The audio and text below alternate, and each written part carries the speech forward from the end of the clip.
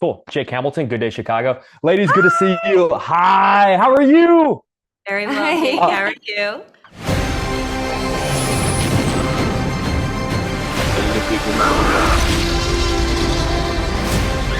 Where we're going, we don't need roads.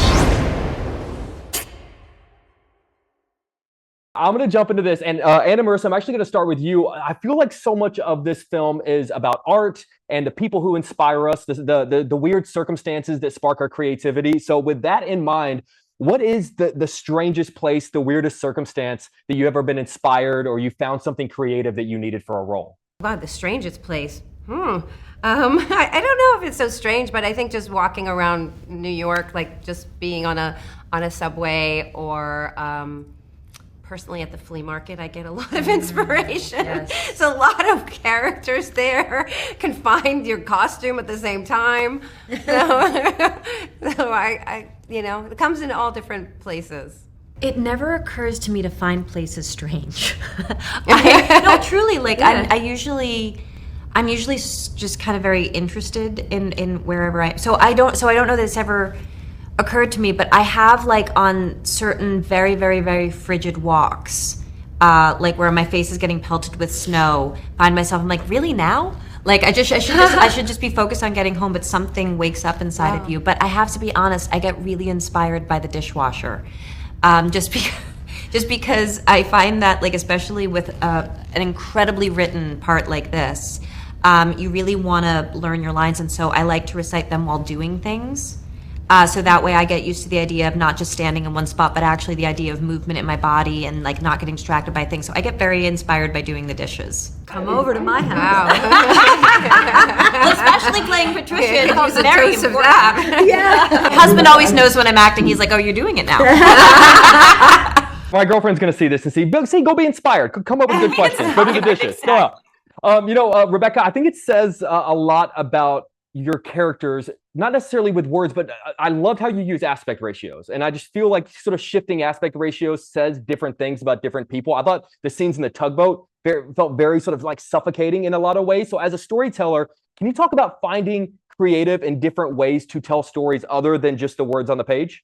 Well, of course, it's a visual art, right? So you have to think visually, like, what am I telling in terms of emotionally? What does color say? What does aspect ratio say? In this case, the shape of the screen was partly dictated by the shape of the tugboat. Rooms are so tiny that it really makes sense to shoot them more square, but also everything in the tugboat was also shot handheld.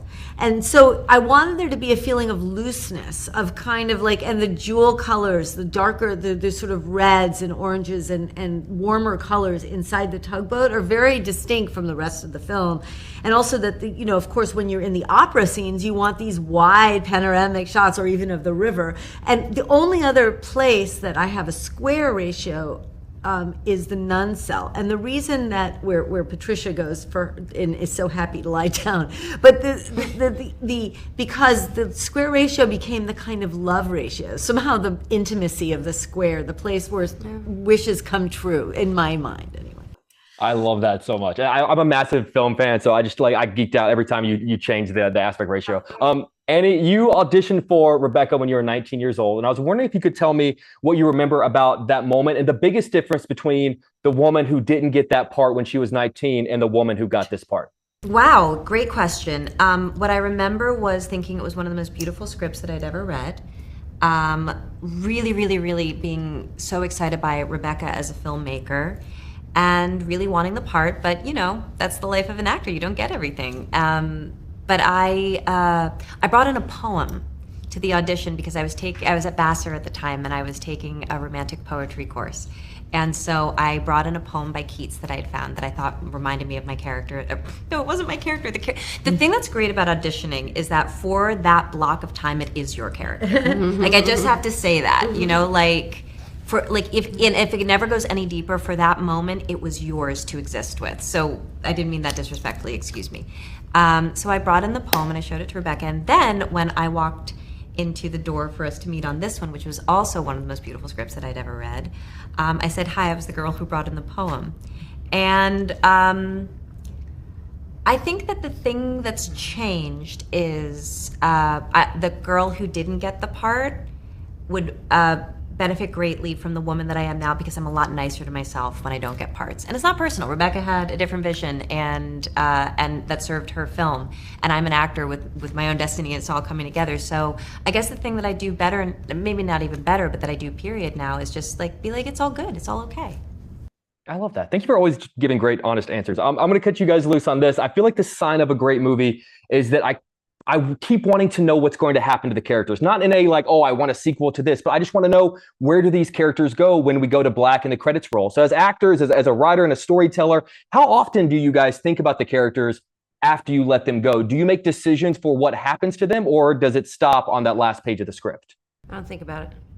Yeah, it's over then. It's over. Yeah, I gotta say, for me, it's gotta be over. I have my hopes, and they do kind of feel like real people to me. So I have my hopes, but you can't control everything, as I tell myself every single day. A little piece of them stays, I would say, stays with me. It's not that I'm thinking about them, but there's something that's been activated by encountering that person, that character, that's alive and stays in there.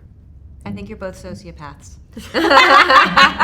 No, I definitely plan my entire character's future, and like send them off into the. Do you send them off into the horizon? No. Well, okay. No, maybe I need to do that. I don't know. Depends on who they are, I suppose. But I like Katrina. I want her to hang around. So I know. I definitely. No, there are some characters that you're just like, okay, you were a lot and exhausting, and maybe a little toxic and destructive. But someone like Pat, who's such a pure-hearted sweetie, no. It's probably very simple and very good and lovely and I actually am not even sure she got accepted into the convent. I think that she might have just opened her home and did what she wanted anyway, and just prefers walking around dressed as a nun. I think she got accepted, but I do think she gave her house to them. Yes. Anyway. I'm here for the hypothetical sequel that we're coming up with. Ladies, seriously, I cannot thank you enough. I know you have an insanely busy day. Thank you for fitting me in your schedule. And Annie, as always, thank you for always being so kind to me. I appreciate you. Thank you. Good to see you guys. Bye, guys. Bye.